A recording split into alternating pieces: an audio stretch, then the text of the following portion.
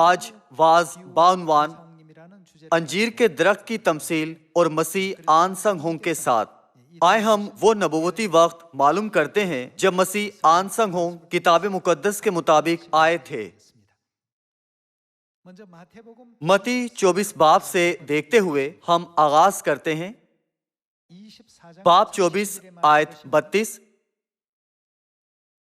اب انجیر کے درخت سے ایک تمثیل سیکھو، جو ہی اس کی ڈالی نرم ہوتی اور پتے نکلتے ہیں تم جان لیتے ہو کہ گرمی نزدیک ہے۔ اسی طرح جب تم ان سب باتوں کو دیکھو تو جان لو کہ وہ نزدیک بلکہ دروازہ پر ہے۔ متی 24 باب میں یہ منظر نہایت اہم مطلب پر مشتمل ہے۔ متی باب 24 آیت 3 پر سے دیکھتے ہیں۔ اور جب وہ زیتون کے پہاڑ پر بیٹھا تھا، اس کے شاگردوں نے الگ اس کے پاس آ کر کہا، ہم کو بتا کہ یہ باتیں کب ہوں گی اور تیرے آنے اور دنیا کے آخر ہونے کا نشان کیا ہوگا؟ تیرے آنے جس کا ذکر یہاں کیا گیا ہے، کیا اس کا مطلب یسوع کی دوسری آمد نہیں ہے؟ شاگردوں نے یسوع سے 2 سوالات پوچھے، تیرے آنے اور دنیا کے آخر ہونے کا نشان کیا ہوگا؟ تیرا آنا کب ہوگا؟ اس سوال کے جواب میں یسوع نے انجیر کے درخت کی تمثیل کو بیان کیا۔ اب انجیر کے درخت سے ایک تمثیل سیکھو، جو ہی اس کی ڈالی نرم ہوتی اور پتے نکلتے ہیں تم جان لیتے ہو کہ گرمی نزدیک ہے۔ اسی طرح جب تم ان سب باتوں کو دیکھو تو جان لو کہ وہ نزدیک بلکہ دروازہ پر ہے۔ یسوع نے اپنے شاگردوں کو یہ تعلیم دی تھی۔ یسوع نے کہا کہ ہمیں انجیر کے درخت کی تمثیل سے سیکھنے کی ضرورت ہے، اس لیے ہمیں ضرور اس کے متعلق جاننا چاہیے۔ اگر ہم اس نبوت کو نہیں سیکھتے تو مسیح کو جن کے دوبارہ آنے کی نبوت کی گئی ہے ہم قبول کرنے میں ناکام رہیں گے۔ پس انجیر کے درخت کے ذریعے خدا نے بیان کیا کہ مسیح کب آئیں گے۔ بہت سے لوگ مسیح ہونے کا دعویٰ کرتے ہیں، جبکہ وہ نبوتوں کے مطابق مسیح کے ظہور کا وقت تک نہیں جانتے۔ خدا نے ہمیں بتایا کہ ہم ان کے دعووں سے نہ تو الجھن میں پڑیں اور نہ ہی ان کا اثر لیں۔ یسوع نے کہا، کئی جگہوں پر بہت سے جھوٹے مسیح اور جھوٹے نبی اٹھ کھڑے ہوں گے، تاہم سچا مسیح ایسے ہی کسی بھی وقت نہیں آتا ہے۔ آپ انجیر کے درخت کی تمثیل کے ذریعے مسیح کے آنے کا وقت جان پائیں گے۔ تو پھر آئے ہم انجیر کے درخت کی تمثیل کے متعلق سیکھتے ہیں۔ متی باب 21 آیت 18 میں یہ لکھا ہے کہ اور جب صبح کو پھر شہر کو جا رہا تھا، اسے بھوک لگی اور راہ کے کنارے انجیر کا ایک درخت دیکھ کر اس کے پاس گیا اور پتوں کے سوا اس میں کچھ نہ پا کر اس سے کہا کہ آئندہ تجھ میں کبھی پھل نہ لگے، اور انجیر کا درخت اسی دم سوکھ گیا۔ یہاں ایک بہت ہی خاص پیغام پوشیدہ ہے۔ 20 آیت سے جاری رکھتے ہیں۔ شاگردوں نے یہ دیکھ کر تعجب کیا اور کہا، یہ انجیر کا درخت کیوں کر ایک دم میں سوکھ گیا؟ آیت 21۔ یسوع نے جواب میں ان سے کہا، میں تم سے سچ کہتا ہوں کہ اگر ایمان رکھو اور شک نہ کرو تو نہ صرف وہی کرو گے جو انجیر کے درخت کے ساتھ ہوا، بلکہ اگر اس پہاڑ سے کہو گے کہ تو اکھڑ جا اور سمندر میں جا پڑ تو یوں ہی ہو جائے گا۔ اور جو کچھ دعا میں ایمان کے ساتھ مانگو گے وہ سب تم کو ملے گا۔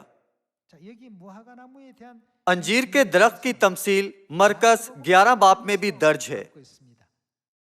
مرکز باب 11 آیت 12 سے پڑھتے ہیں۔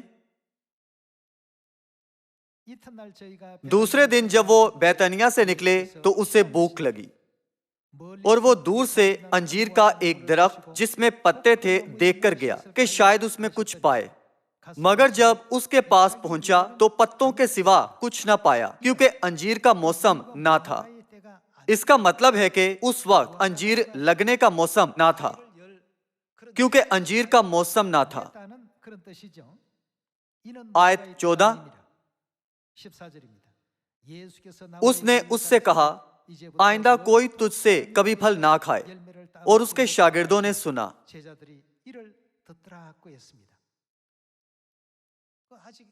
यसु अंजीर के दरख्त के करीब गए, हालांकि ये अंजीर ना लगने का मौसम था। इसकी वजह ये नहीं थी कि यसु नहीं जानते थे कि अंजीर सर्दी या गर्मी या बहार या खिजा में लगते हैं।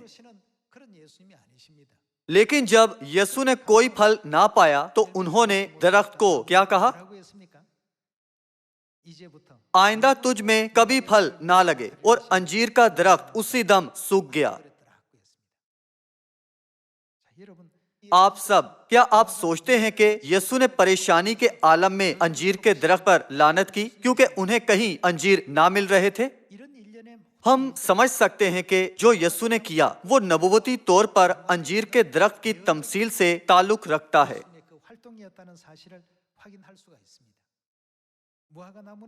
अंजीर का दरख्त किसे जाहिर करता है? खुदा ने इस्राएली कौम को अंजीर के दरख्त से तशबीह दी। लूका 13 बाब में भी यसु ने कहा, देख 3 साल से मैं इस अंजीर के दरख्त में फल ढूंढने आता हूं और नहीं पाता। यसु मसीह ने बपतिस्मा पाने के बाद 3 सालों तक इस्राएल में नए अहद की खुशखबरी की मुनादी की थी, ताहम उन्होंने इसे कबूल ना किया और आखिरकार यसु को मसलूब कर दिया। इसके मुतालिक यसु ने यह कहते हुए नबूवत की कि देख 3 सालों से मैं इस अंजीर के दरख्त में फल ढूंढने आता हूं और नहीं पाता। यिर्मयाह नबी ने भी नबूवत की थी कि अंजीर इस्राएलियों को यानी अंजीर का दरख्त इस्राएली कौम को जाहिर करता है। यिर्मयाह बाब 24 आयत 3 से देखते हैं, और खुदावन ने मुझसे फरमाया, ए यिर्मयाह तू क्या देखता है? और मैंने अर्ज की, अंजीर, अच्छे अंजीर, निहायत अच्छे और खराब अंजीर, बहुत खराब, ऐसे खराब के खाने के काबिल नहीं। फिर खुदावन का कलाम मुझ पर नाजिल हुआ कि खुदावन इस्राएल का खुदा यूं फरमाता है कि इन अच्छे अंजीरों की मानित मैं यहूदा के उन असीरों पर जिनको मैंने इस मकाम से कस्तियों के मुल्क में भेजा है कर्म की नजर रखूंगा।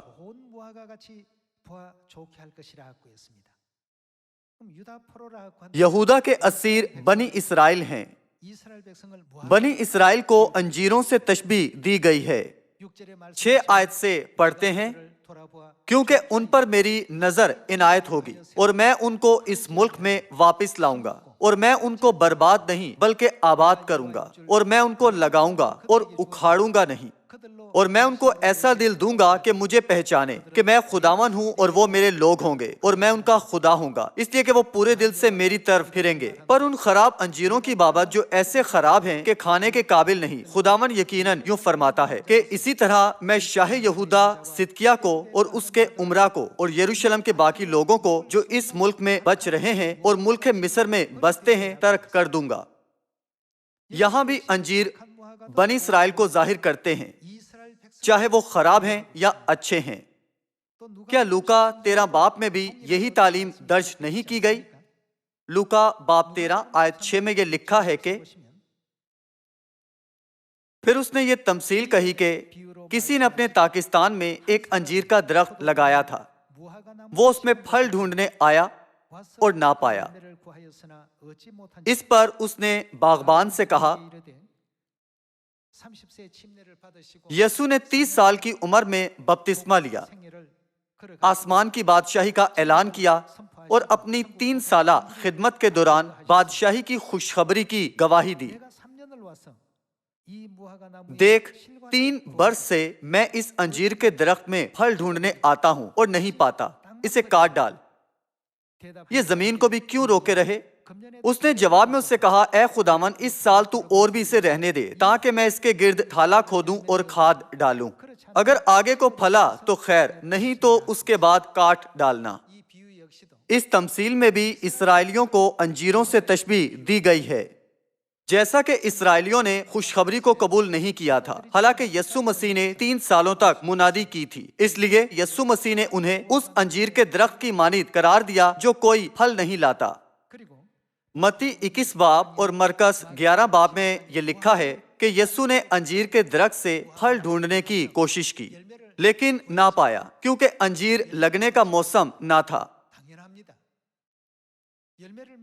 بے شک چونکہ یہ انجیر لگنے کا موسم نہ تھا تو یہ قدرتی بات ہے کہ یسوع کوئی پھل نہ پا سکے تھے۔ متی 21 باب میں یسوع کے راہ کنارے لگے انجیر کے درخت پر لعنت کرنے اور اسے سکھا دینے کی وجہ ہمیں یہ دکھانے کی تھی کہ انجیر کی مانند قرار دیے گئے اسرائیلیوں کے ساتھ کیا ہونے کو تھا۔ لوکا 21 باب کی طرف جاتے ہیں، آیت 20۔ پھر جب تم یروشلم کو فوجوں سے گرا ہوا دیکھو تو جان لینا کہ اس کا اجڑ جانا نزدیک ہے۔ اس وقت جو یہودیہ میں ہوں پہاڑوں پر بھاگ جائیں، اور جو یروشلم کے اندر ہوں باہر نکل جائیں، اور جو دیہات میں ہوں شہر میں نہ جائیں، کیونکہ یہ انتقام کے دن ہوں گے جن میں سب باتیں جو لکھی ہیں پوری ہو جائیں گی۔ یہاں یسوع مسیح نے نبوت کی تھی کہ فوجیں یروشلم کو گھیر لیں گی اور وہ تباہ ہو جائے گا۔ یسوع کے آسمان پر جانے کے بعد کون سے واقعات ہوئے تھے؟ 68 بعد از مسیح میں جنرل ویسپاشیانوس نے یروشلم پر قبضہ کرنے کے لیے پیش قدمی کی تھی۔ اس کی فوجوں نے شہر کو فتح کرنے کے لیے اس کا محاصرہ کیا، لیکن اسی سال شہنشاہ نیرو مر گیا۔ شہنشاہ نیرو کی موت کی وجہ سے ویسپاشیانوس اپنی فوجوں کو ہٹا کر واپس روم لے گیا۔ یسوع نے صاف طور پر نبوت کی تھی کہ جب تم یروشلم کو فوجوں سے گرا ہوا دیکھو تو سمجھ لینا کہ اس کا اجڑ جانا نزدیک ہے۔ جن لوگوں نے اس نبوت کو دھیان میں رکھا انہوں نے اس وقت یروشلم کو چھوڑ دیا تھا۔ جب جنرل ویسپاشیانوس نے اپنی فوج کو پیچھے ہٹایا تھا، وہ شہر سے نکل کھڑے ہوئے اور پہلا کہلائی جانے والی جگہ میں پناہ لی۔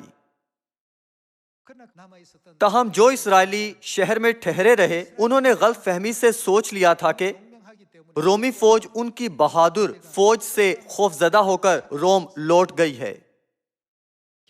بعد میں جنرل ویسپاشیانوس شہنشاہ بن گیا اور اس کے بیٹے جنرل تیتس نے یروشلم شہر پر دوسری بار حملہ کیا۔ یہ حملہ 70 بعد از مسیح میں ہوا اور یروشلم مکمل طور پر تباہ ہو گیا تھا۔ یہ بتایا گیا کہ شہر میں 11 لاکھ لوگ مارے گئے اور 97,000 لوگوں کو اسیر بنا لیا گیا تھا۔ یسوع انجیر ڈھونڈنے گئے، حالانکہ یہ انجیر لگنے کا موسم نہ تھا، اور پھل نہ پانے پر انجیر کے درخت پر لعنت کرنا ہمیں یہ بتانے کے لیے تھا کہ ایسا خوفناک واقعہ ہوگا اور اسرائیل اپنی خود مختاری کھو دے گا۔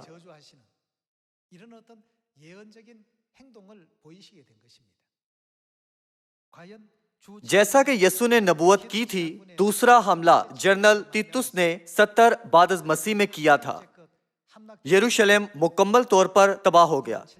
اس جنگ میں 97,000 لوگ اسیر بنا لیے گئے اور 11 لاکھ لوگ مارے گئے تھے۔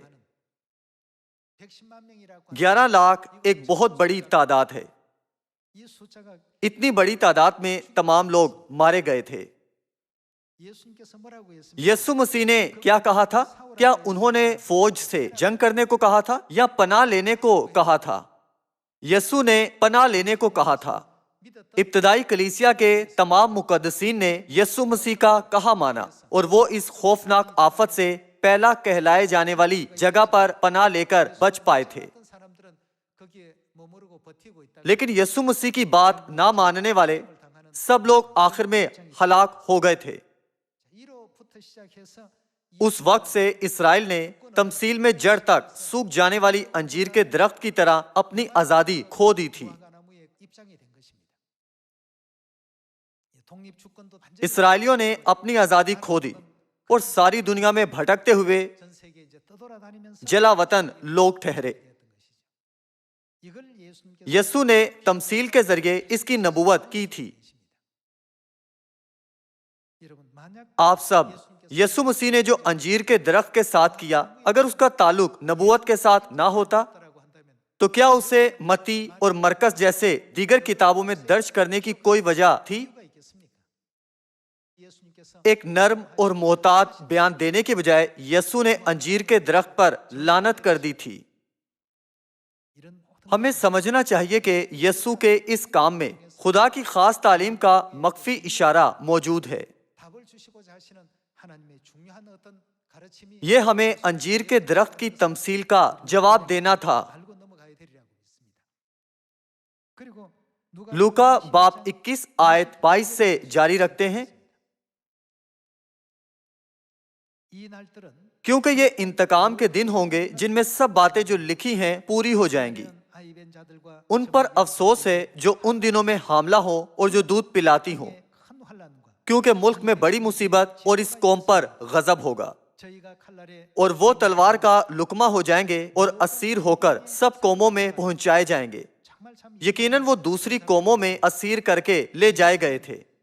और यरूशलेम कब तक पामाल होता रहेगा? जब तक गैर कौमों की मियाद पूरी ना हो, यरूशलेम गैर कौमों से पामाल होता रहेगा। इसका मतलब है कि जड़ तक सूख जाने वाले अंजीर के दरख्त की मानिद इसराइल गैर कौमों की मियाद पूरी होने तक कभी दोबारा जिंदा नहीं होगा। ताहम मत्ती 24 बाब में यीशु ने पहले ही ये नबूवत कर दी थी कि अंजीर के दरख्त में दोबारा जिंदगी आएगी। बाब 24 आयत 32। अब अंजीर के दरख्त से एक तमसील सीखो। जो ही उसकी डाली के साथ क्या होगा? वो नर्म होगी। यीशु मसीह ने बताया कि वो वक्त आएगा जब जड़ तक सूख गए अंजीर के दरख्त की डालियां नर्म होंगी और इसके पत्ते निकलेंगे। जो ही उसकी अंजीर के दरख्त की डाली नरम होती और पत्ते निकलते हैं, तुम जान लेते हो कि गर्मी नजदीक है। इसी तरह जब तुम इन सब बातों को देखो तो जान लो कि वो नजदीक बल्कि दरवाजा पर है। ये कौन से सवाल का जवाब था? क्या 24 बाब की 3 आयत में यीशु के शागिर्दों ने नहीं पूछा था कि तेरे आने का निशान क्या होगा? ये बात यीशु ने उनके सवाल के जवाब में कही थी। इसलिए जब ये नबूवती वक्त आता है तो हमें जरूर समझ लेना चाहिए कि मसीह आ चुके हैं और खुशखबरी का काम पूरा कर रहे हैं। हमें मसीह को कबूल करने के काबिल होना चाहिए। तो फिर जड़ तक सूख गए अंजीर के दरख्त की मानिद इसराइल ने कब आजादी हासिल की थी?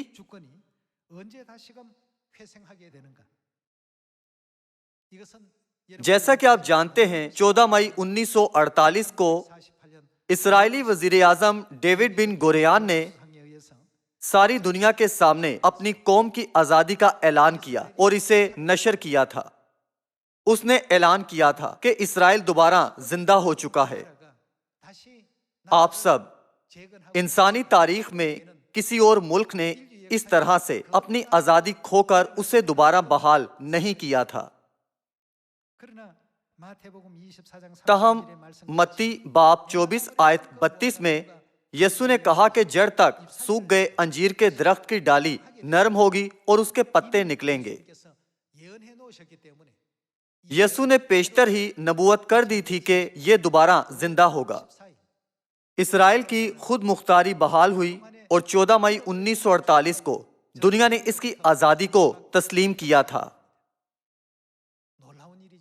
यह हैरान कुन है, किसी ने इसे तस्वुर नहीं किया था। खुद मुख्तारी जो तकरीबन 2000 सालों तक खोई रही वापस मिल गई और एक कौम बहाल हुई। ये एक गैर मामूली वाकया था जो इससे पहले कभी नहीं हुआ था। सिर्फ किताब मुकद्दस की नबूवत को पूरा करने के लिए खुदा की दूर अंदेशी के मुताबिक ये तारीख रूनुमा हुई थी। ये इंसानी कोशिशों का नतीजा नहीं थी। 70 बाद अज़ मसीह में खो जाने वाली खुद मुख्तारी को इसराइल 1900 सालों के बाद दोबारा हासिल करेगा। हमें ये बताने की गर्ज से यीशु मसीह ने कहा, अंजीर के दरख्त की डाली नरम होगी। और इसके पत्ते निकलेंगे। और जब तुम इस नबूवत को पूरा होते देखो तो जान लेना कि इब्ने आदम नजदीक बल्कि दरवाजा पर है। तो फिर रूहानी नुक्ते नजर से सच्चाई के तनाजर में 1948 में दीगर कौन से वाकयात रोनुमा हुए थे? क्या 1948 वो साल नहीं जब बाप आन संग होंग ने बपतिस्मा लिया था और दाऊद के तख्त की बाकी नबूवत को पूरा करना शुरू किया था? दाऊद की नबूवत को पूरा करने के लिए उन्होंने अपनी पहली आमद पर 3 साल तक मुनादी की और फिर बाकी 37 सालों तक मुनादी करने के लिए वो 1948 में दूसरी बार जाहिर हुए। दाऊद बादशाह की नबूवत के मुताबिक आसमानी बाप को 30 साल की उम्र में बपतिस्मा लेना था और जब 1948 में उन्होंने बपतिस्मा लिया था तो वो 30 साल के थे। नबूवत ऐसी होती है जिसमें कोई इंसान तब्दीली नहीं कर सकता है। एक बार जब खुदा एक मखसूस रास्ता तरतीब देते और उसका तायुन करते हैं तो फिर कोई भी अपनी मर्जी से उस रास्ते को तब्दील नहीं कर सकता है। अपनी पहली आमद पर उन्होंने दाऊद की नबूवत के मुताबिक नए अहद की सच्चाई का ऐलान किया, लेकिन सिर्फ 3 साल तक नए अहद की सच्चाई का ऐलान करने के बाद वो आसमान पर चले गए। इसलिए बकिया 37 सालों को पूरा करने के लिए 1948 में वो दोबारा दूसरी बार आए और दिसंबर में बपतिस्मा लिया और दाऊद बादशाह के तख्त की नबूवत को पूरा करना शुरू किया। साल 1948 वो है जब अंजीर के दरख्त की डालियां नरम हुई और इसके पत्ते निकले, जैसा कि इसराइल ने आजादी हासिल की। ये तमाम वाकयात इसी एक साल में हुए थे। किताब मुकद्दस ने नबूवत की थी कि जब अंजीर के दरख्त की डाली नरम हो और उसके पत्ते निकलें तो कौन नजदीक होगा? मसीह की दूसरी आमद दरवाजे पर पहुंच चुकी है। वाकई ये एक हैरानकुन नबूवत है। इसी साल बाप ने बपतिस्मा लिया था और उन्होंने दाऊद बादशाह के तख्त की बकिया 37 सालों की नबूवत को मुकम्मल पूरा करने के बाद 1985 में इस जमीन को छोड़ दिया था। आप सब, इस दुनिया में बहुत से झूठे मसीह और झूठे नबी हैं जो अपनी तालीमात के दुरुस्त होने का दावा करते हैं। ताहम बाप आनसंग होंग के सिवा ऐसा कोई नहीं जो किताब मुकद्दस की नबूवतों के मुताबिक इस जमीन पर आया और नबूवतों के मुताबिक आसमान पर चला गया। हमें अपने मसीह की मुनादी करनी चाहिए जिनकी किताब मुकद्दस में नबियों ने यकीनी गवाही दी है, और इब्तदाई कलीसिया के मुकद्दसीन की तरह ये कहते हुए करनी चाहिए कि इस जमाने में आलमी वबा कोविड-19 के बाइस नाउमीद होकर अगर आप बचना चाहते हैं तो मसीह आन संग होंग पर ईमान रखें और आसमानी माँ पर ईमान रखें। हमें बहादुरी से इनकी गवाही देनी चाहिए। जैसा कि मीका नबी ने नबूवत की थी, बाप 37 सालों तक आखिरी खुशखबरी की राह पर चलते हुए सयून में बादशाह बने। आसमान पर वापस जाने से पहले उन्होंने हमें सब कुछ सिखाया, खास तौर पर आसमानी माँ के मुतल्लिक जो कि बरा की बीवी हैं। वाकई हमारे बाप आन संग होंग अंजीर के दरख्त की नबूवत के मुताबिक इस जमीन पर आए। इसके अलावा जैसा कि हम अच्छी तरह जानते हैं कि बाप अकेले नहीं आए थे बल्कि इकट्ठे आसमानी माँ के साथ आए, जैसा कि मुकाशफा 22 बाप में इसका जिक्र किया गया है। जब शागिर्दों ने यस्सु से पूछा था कि तेरा आना कब होगा, तो उन्होंने जवाब दिया था कि जब अंजीर के दरख्त की डालियां नरम होती और पत्ते निकलते हैं तब इब्ने आदम का आना होगा, फिर तुम जान लोगे कि वो दरवाजा पर है। उन्होंने उन्हें बताया कि इब्ने आदम कब आएगा। मुकाशफा 3 बाप की नबूवत देखते हैं।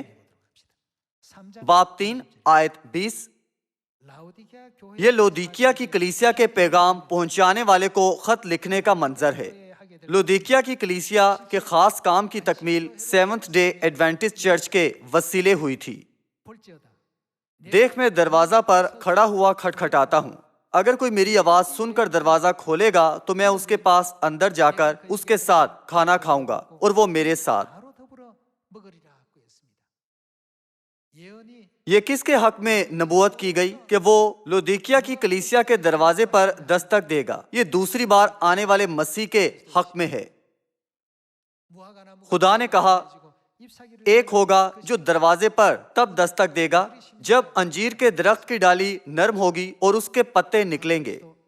باپ مسیح آن سنگ ہونگ اس زمین پر کتاب مقدس کی ہر بات کی وضاحت، ہماری رہنمائی نئے عہد کی فسح کی جانب کرنے اور سیون جہاں خدا کی عیدیں منائی جاتی ہیں قائم کرنے آئے تھے۔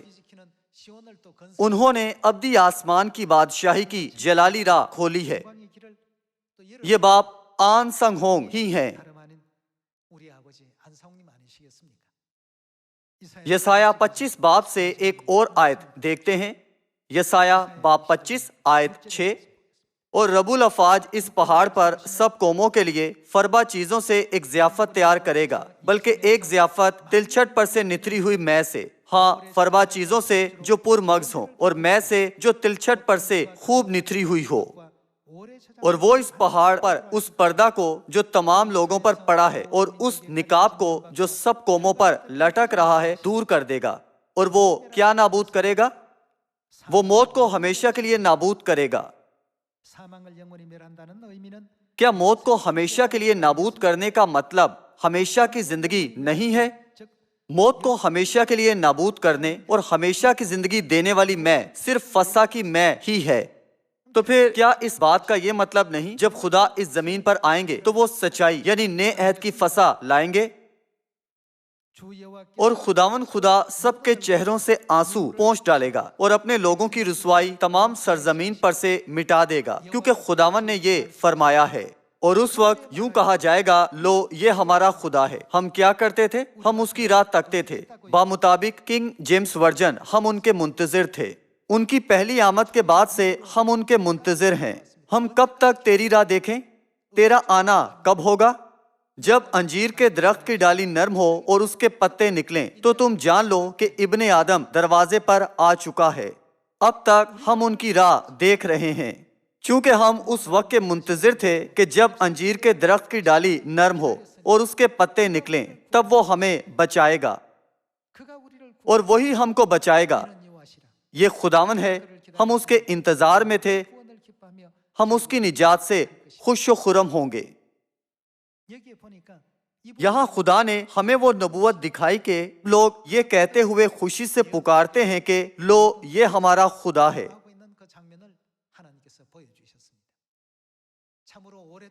وہ آئے اور فسح کی مے کی سچائی کو ظاہر کیا جو لمبے عرصے سے کھل نہ سکی تھی، اور موت کو نابود کیا۔ اس کام کو پورا کرنے کے لیے خدا نے کہا کہ وہ تب آئیں گے جب انجیر کے درخت کی ڈالی نرم ہوتی اور اس کے پتے نکلتے ہیں، اور وہ دروازے پر دستک دیں گے۔ ان سب باتوں کو کس نے پورا کیا؟ جیسا کہ ہم جانتے ہیں، کیا مسیح آن سنگ ہونگ نے ان سب باتوں کو پورا نہیں کیا؟ انجیر کے درخت کی تمثیل کے مطابق آسمانی باپ مسیح آن سنگ ہونگ اس زمین پر آئے، نئے عہد کی سچائی کا اعلان کیا، عیدگاہ سیون کو دوبارہ قائم کیا، اور آسمانی ماں کو ہماری رہنمائی کی۔ ہم سیون کے سب فرزند گہرائی سے اپنے دلوں میں اس سچائی کو کندہ کریں اور بہادری سے باپ اور ماں کے متعلق گواہی دیں۔ شاید کچھ لوگ کہیں میں منادی کرتا ہوں لیکن لوگ نہیں سنتے۔ آپ سب، ہم اس کے ذمہ دار نہیں ہیں۔ ہمارا کام منادی کرنا ہے، چاہے وہ سنے یا نہ سنے۔ خدا کے اپنے ارادے ہیں۔ جب خدا ہمیں کرنے کو کچھ کہتے ہیں تو ہمیں صرف کرنے کی ضرورت ہے۔ ہمیں اس بات پر دھیان دینے کی ضرورت نہیں کہ لوگ ہمیں کس نظر سے دیکھتے ہیں، یا ہم حیران ہو کہ کیا وہ سنیں گے۔ چونکہ خدا نے ہمیں منادی کرنے کو کہا ہے تو ہمارا خاص کام منادی کرنا ہے۔ جب ہم منادی کریں گے تو خدا چیزوں کو بدل دیں گے۔ آپ کو روح القدس کے خوبصورت پھل لانے کا کہتے ہوئے میں آج کا وعظ ختم کروں گا۔ آپ کا بہت شکریہ۔